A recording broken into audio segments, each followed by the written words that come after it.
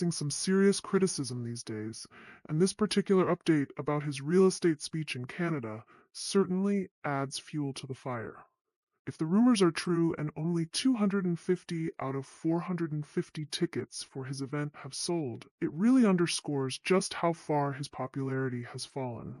Some are even suggesting that this event is a disaster in the making, something that only adds to the growing narrative of Harry being washed up or vapid. It's hard to ignore the irony here, especially when you consider the themes he's supposed to be speaking on. Leadership and integrity. Leadership. Really? This is the same man who made a career out of spilling private family secrets, invading people's privacy, and constantly criticizing the very institution that gave him his title. If that's what leadership looks like, then it seems like the rest of us have been completely misled. The definition of integrity that Harry has been showing lately seems to be a very warped version, one where integrity only matters when it's convenient for him and his brand. It's amusing how people who are actually paying to hear him talk about integrity must be buying into the narrative he's selling. A tale told by an idiot full of sound and fury, signifying nothing. And really at this point, it's hard not to laugh at the absurdity of it all. The fact that his cheerleaders or PR team are still trying to prop him up just highlights how out of touch they are with public opinion. Sure, they might have convinced some people at one point, but now the act is wearing thin. The sheer disinterest in his speeches is almost palpable.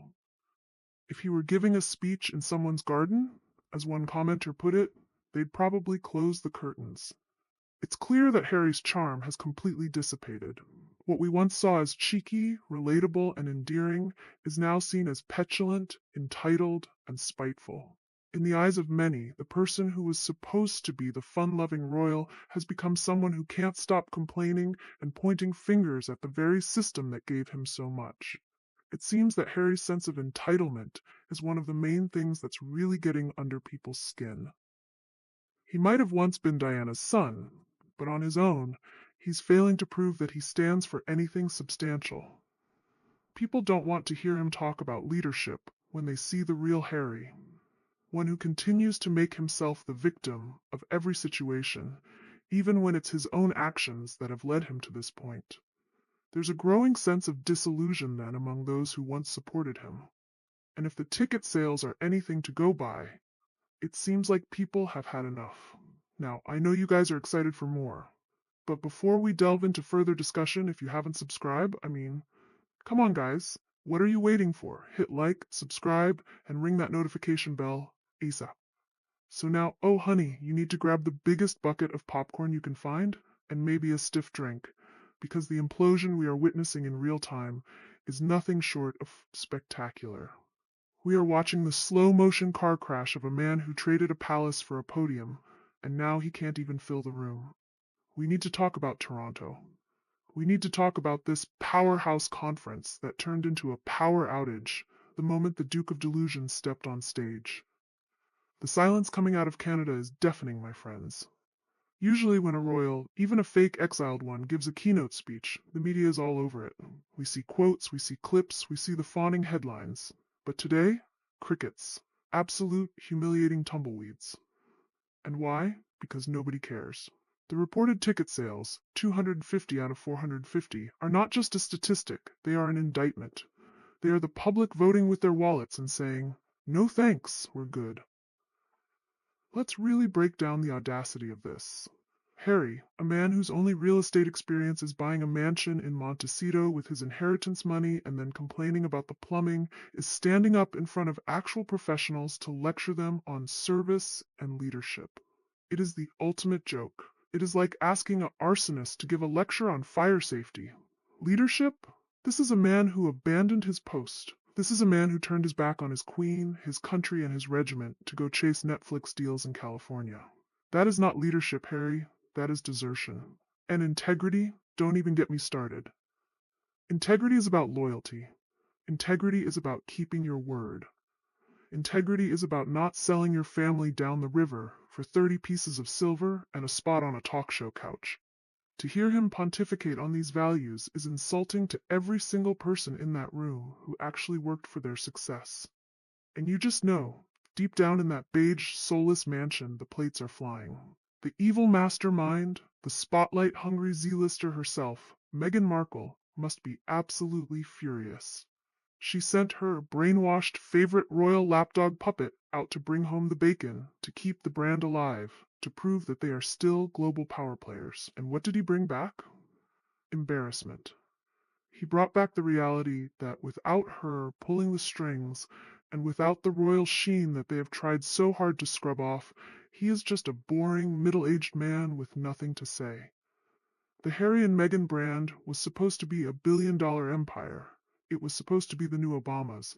Instead, it is becoming a discount bin tragedy. They are the couple you hire when you can't get anyone good. They are the spinach of the speaker circuit. Expensive, unappealing, and leaves a bad taste in your mouth. The fact that organizers were charging nearly $500 for a ticket to see this train wreck is the real crime here. Who in their right mind pays that kind of money to hear Prince Harry complain about misinformation or unconscious bias for the thousandth time? It is a grift. It is a pay-to-play scheme where he trades on his titles to line his pockets, all while pretending to be a humanitarian. And the people of Canada, God bless them, saw right through it. They looked at that price tag, looked at what was on offer, and said, I'd rather watch paint dry. It restores my faith in humanity, honestly. It shows that the celebrity fairy dust has worn off. We aren't dazzled by the title anymore because we know the man behind it is hollow. Contrast this, if you will, with the true definition of leadership we see back in the UK. Look at Prince William. Look at the Prince of Wales. When he speaks, people listen. Not because he is paid to be there, but because he has something to say. He talks about Earthshot. He talks about homelessness. He talks about the future. He doesn't make it about himself. He doesn't whine about his childhood bedroom or how many sausages he got for breakfast. He serves. That is the difference between a statesman and a salesman. William is a statesman. Harry has become a cheap salesman, peddling a product that nobody wants to buy. And Catherine, our beautiful, graceful Princess of Wales, she leads by example. She shows up, she smiles, she comforts, she inspires. She doesn't need to give a keynote speech on integrity because her entire life is a masterclass in it. The irony of Harry speaking about housing is also just too rich.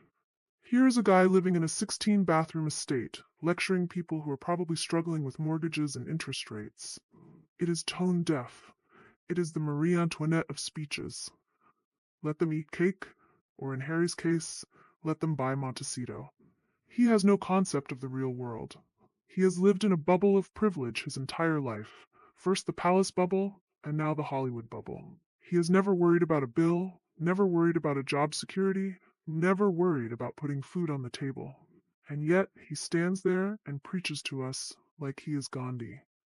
It is nauseating.